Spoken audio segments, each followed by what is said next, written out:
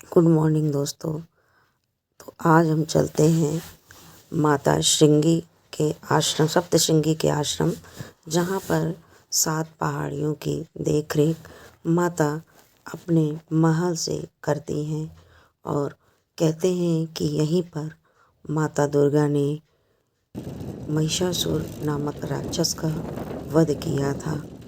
अभी हम लोग नासिक से बाय इलेक्ट्रिक बस द्वारा बैठ गए हैं और हम अपने रास्ते में चाय तो नहीं, लेकिन आपके अंगूर के बागानों, गन्ने की खेती और ऊंचे ऊंचे पहाड़ों से होते हुए रास्ते की सुंदरता को कैप्चर करते हुए धीरे धीरे आगे की ओर बढ़ते चले जा रहे हैं। आप देख सकते हैं, बहुत ही सुंदर सा नज़ारा देखने में लगता है, जो मन को बहुत ही आकर्षित करने वाला है। ऊंचे ऊंचे पहाड़ों के बीच में बैठी माँ बड़ी ही सुंदर लगती है। और पहाड़ों के बीच में जब बस ऊपर से गुजरती है तो थोड़ा सा भय भी लगता है, क्योंकि हम लोग बाहर से आकर के यहाँ पर जब आते हैं तो थोड़ा सा भय भी लगता है, लेकिन फिर भी आनंद की अनुभूति, माँ से मिलन की जो लगन है वो अपने आप उस डर को भी कम करती जा रही है। जय माता दी बोलते हुए हृदय से उद्गारित हो रहे उच्चारण हृदय को बड़े ही आनंदित और पुलकित करते हुए हम लोग आगे की ओर निरंतर बढ़ते जा रहे हैं और आनंद की अनुभूति को लेते जा रहे हैं। सुंदर सुंदर वस्तुएं, सुंदर बागान, जंगल की मनमोहक आनंद की अनुभूति हृदय को बहुत ही ज़्यादा करती है। तो अब हम आ गए थे मंदिर परिसर में जैसे ही हम आए तो हम आगे की ओर बढ़े। तो चूँकि स्वास्थ्य थोड़ा सा ठीक नहीं था, तो हम लोगों ने निर्णय लिया कि रोपवे से ही ऊपर जाएंगे। तो हम लोग रोपवे की तरफ आए और बाहर एक जो बूढ़ी माता जी थी, तो हम लोगों ने उनसे प्रसाद लिया और वहीं पर हम अपने स्लीपर्स को भी जमा करा दिया। इसके बाद में हम रोपवे की तरफ आए, थोड़ा सा नज़ारा देखा और रोपवे में थोड़ी सी मौज मस्ती, चूँकि बाहर से हम लोग आए हुए थे तो आप जानते हैं फ़ोटोग्राफी का शौक़ सभी को होता है, तो बस थोड़ा सा वही किया। फिर हम लोगों ने मंदिर के अंदर जैसे ही एंट्री की, मंदिर के अंदर नहीं मतलब रोपवे के अंदर, तो वहाँ पे बहुत सारी मार्केट वगैरह लगी हुई थी। तो आप देख सकते हैं, बहुत ही ज़्यादा सुंदर और मनमोहक वस्तुएं थी। हालांकि ये वस्तुएं हमारे यहाँ भी मिलती हैं, लेकिन फिर भी मंदिर परिसर में आए तो ज़रूर कुछ न कुछ लेना चाहिए। तो पहले मैंने कुछ लेने का सोचा, फिर मेरे दिमाग में ये बोले पहले हम लोग दर्शन कर लेते हैं फिर मार्केटिंग करेंगे। मैं बोली कि ठीक है, और इस तरीके से हम लोग आगे की ओर धीरे धीरे रोपवे की ओर बढ़ने लगे। रोपवे जो था वो ट्रेन जैसा था, जो सीधे जिसने हमें बहुत ही कम समय में और दुकानों की जो वस्तुएं थी उनको देखते हुए हम आगे की ओर बढ़ रहे थे। क्योंकि हमारा रोपवे भी अब नज़दीक ही आने वाला था, तो हम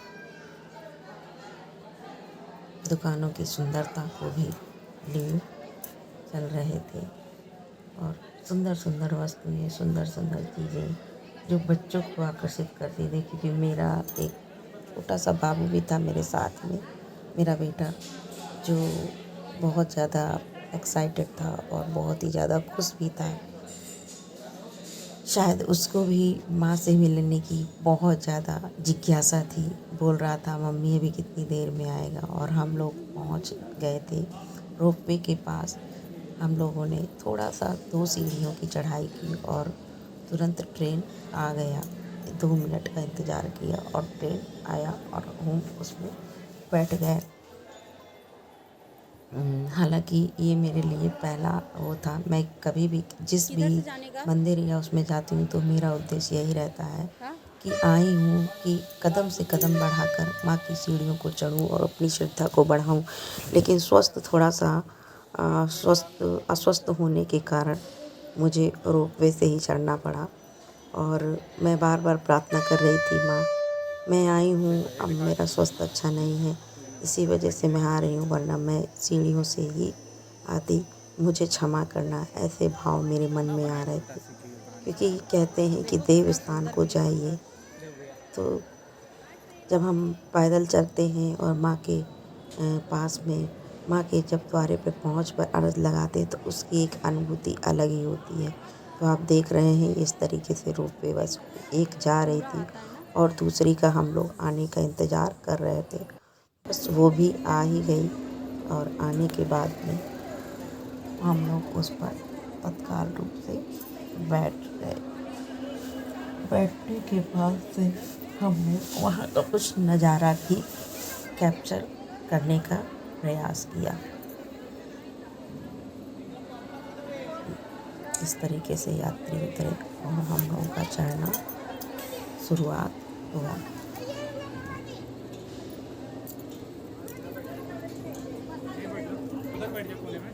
कुछ तो है माँ ने जो हमें बुलाया है, माँ ने इस काबिल समझा कि हम उसकी बंदगी बजा सकें। तो मेरे लिए मैं अपने आप को बड़ा ही गौरवान्वित महसूस कर रही थी, क्योंकि मेरी अपार श्रद्धा है उस जगह चलने पर। प्रसाद हाथ में लिए बाहर की खूबसूरती का नज़ारा लेते हुए माँ के मिलने की एक बहुत ही ज़्यादा आस लिए हुए बस वहाँ पर हम लोग चल रहे थे। ये देख सकते हैं बहुत ही, हालांकि बहुत ही जल्दी उस ट्रेन ने हमें माँ के नज़दीक ला दिया था। अभी थोड़ा सा मंदिर परिषद में कुछ काम भी हो रहा था, लेकिन फिर भी भक्तों के लिए, आने जाने वालों के लिए बहुत ही अच्छा। ये जो 7 पहाड़ियाँ हैं, वहाँ से माँ अपने 7 पहाड़ों की सप्तऋषि के रूप में उन पहाड़ों की मान्यता मानी गई है। तो वो 7 पहाड़ भी बिल्कुल मंदिर परिसर से ही दिखाई देते हैं। मैं पहली बार इस तरीके से रोपवे पे चली थी, तो मेरे लिए बहुत ही ज़्यादा मतलब कि थोड़ा डर भी लग रहा था। इतनी ऊंचाई पर मैं आ गई और घबराहट भी हो रही थी, पर मैंने सोचा जब आ गई हूँ तो वो है ना संभालने के लिए। जिसकी गोद में मैं आई हूँ, जिसकी ममता की छाँव मुझे मिलनी है, तो वो तो मुझे संभाल ही ले, ऐसा मेरे मन में भाव आता रहा। और मैं निरंतर रूप से उस जगह चलने से मिलने के लिए आतुर होती रही, होती रही, होती रही, होती रही। बस अब मिलन की घड़ी आने वाली थी। हम लोग बहुत जल्दी जो थे ऊपर पहुंच गए थे और यहाँ से हम लोग सीढ़ियों के द्वारा उतरकर ऊपर की ओर मंदिर परिसर में प्रवेश करने वाले थे। जैसे ही हम लोगों ने मंदिर परिसर में प्रवेश किया, तो आनंद की एक अलग ही अद्भुत छटा निकल आई और हम लोगों को कुछ बंदर भी दिखे। उन बंदरों ने हमारे हृदय में को और भी ज़्यादा रोमांचित कर दिया। लेकिन यहाँ के जो बंदर थे वो किसी को भी नुकसान या आहत नहीं पहुँचा रहे थे, क्योंकि जब मैं ब्रह्मगिरी गई थी वहाँ के बंदरों ने तो मुझे डरा ही दिया था।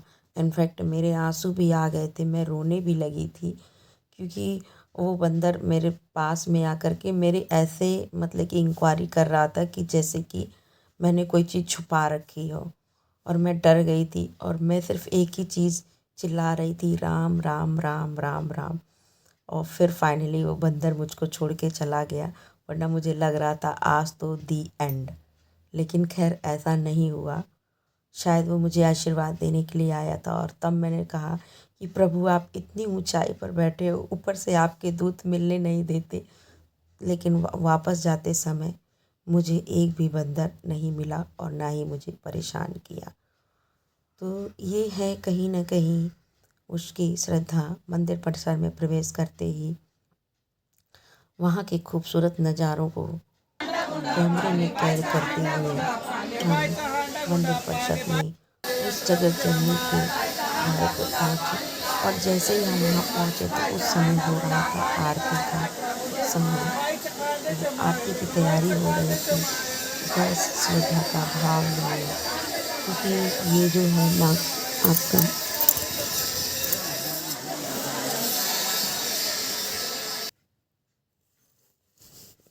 ये स्थान जो है नासिक में पड़ता है। कहते हैं इस स्थान का नासिक इसलिए पड़ा क्योंकि यहाँ पर लक्ष्मण जी ने रावण की बहन शूर्पणखा की नाक काटी थी, इसीलिए इसका नाम नासिक भी पड़ गया।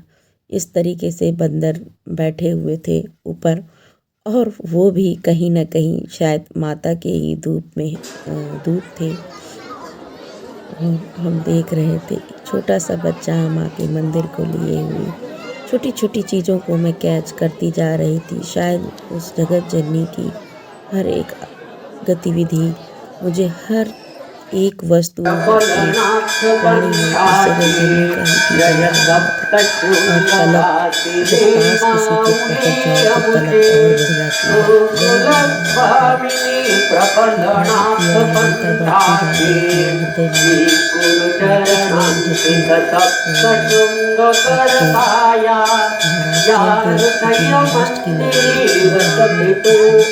आपके महाराष्ट्र की लग रही थी, और मुझे थोड़ा सा दिक्कत हो रही थी।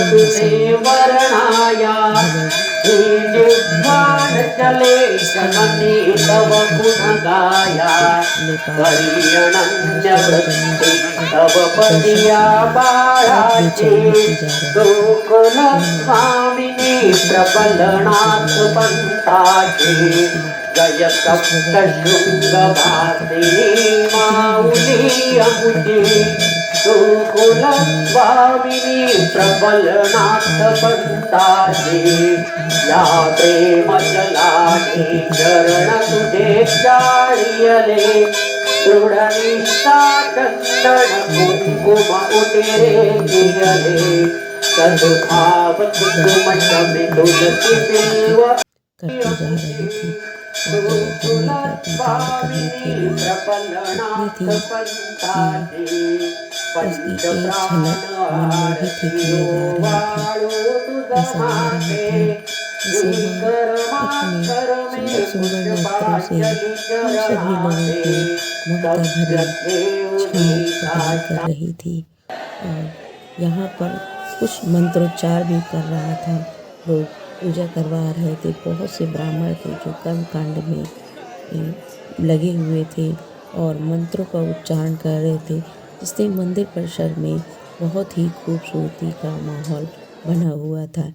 ऐसी अद्भुत, और मंदिर के पास में और ज़्यादा जब पहुँचे तो वहाँ माता जगत जननी का दीदार करने के लिए मैं रोक नहीं पाई, और उस जगत जननी को कैमरे में कैद करने के लिए कि हे माँ, तू मेरे अंतरकरण में ऐसे समा कि जब भी तेरा दीदार करना चाहूँ तो बस एक झलक पाकर तुझे अपने नैनों में बसा लूँ। ऐसा भाव रखते हुए मैंने वहाँ पर माँ जगत जननी के कुछ लिए, और यहाँ से फिर मैंने अपना एक थोड़ा सा वीडियो शूट भी बनाया। और मेरे पति, मैं, मेरा बच्चा, हम लोग आगे की ओर बढ़े। और जिस तरह से हम लोग आगे की ओर बढ़ रहे थे, निरंतर रूप से हमारी खुशियाँ भी बढ़ रही थी। उस जगत जननी का आशीर्वाद लेते हुए हम लोग, अब हमें नीचे की तरफ आना था और फिर हमें यहाँ से पुनः अपने गंतव्य नासिक रेलवे स्टेशन पहुँचना था। क्योंकि यहाँ पर मैं अपने पति देव के दोस्त के यहाँ रुकी हुई थी, तो हम लोग फिर से उसी रोपवे के द्वारा नीचे की ओर आए। और यहाँ से आने के बाद में दूसरे साइड का भी हम लोगों ने लोकेशन को जो है कैच किया, कुछ फ़ोटो शूट वगैरह भी की, और इस तरीके से हम लोग नीचे आने लगे। तो ये था मेरा थोड़ा सा सफ़र उस जगत जननी के चरणों में, जिसे यहाँ के लोग लोकल भाषा में सप्तशृंगी माता कहते हैं। और सप्तशृंगी माता का आशीर्वाद लेते हुए मैं रोपवे से नीचे की ओर आ रही थी, खूबसूरती की सुंदर सुंदर सी तस्वीरों को लिए हुए अपने हृदय में इन खूबसूरती को बसाए हुए अपने गंतव्य की ओर निरंतर हम लोग बढ़ते जा रहे थे। और जैसे ही नीचे आए तो फिर नीचे आने के बाद में हम लोगों ने पुनः जो है कुछ थोड़ा बहुत सामान खरीदा। हालांकि मैंने कुछ ज़्यादा चीज़ें नहीं खरीदी। यहाँ पर कुछ यात्री जो है ऊपर की ओर आ रहे थे और कुछ यात्री जो है उतरने के लिए तैयार थे। तो हमारा जैसे ही हम लोग रोपवे से नीचे की ओर आए, जहाँ से हम लोगों ने एंट्री की थी, नीचे की ओर आने के बाद में हम लोग जो है नीचे की ओर गए, जहाँ पे पहाड़ियों की खूबसूरती का हम लोगों ने नज़ारा इस मोबाइल में कैप्चर। और यहाँ पे एक बहुत भगवान शंकर जी का बहुत ही सुंदर स्टेचू था, जहाँ पर खड़े होकर हम लोगों ने कुछ पिक्चर्स वगैरह क्लिक की और भक्तिमय होते हुए अपने हृदय को पुनः बस पे बैठकर वापस आने के लिए तैयार हो गए। तो यहाँ जाना बहुत ही आसान है, बहुत सरलता से है। आप भी आइए और उस जगत जननी की ममता भरी गोद में अपने आप को आनंदित कर दीजिए, अपने आप को पूरा तल्लीन कर दीजिए। पता नहीं कौन से पुण्य का प्रताप था जो माँ जगत जननी ने मुझे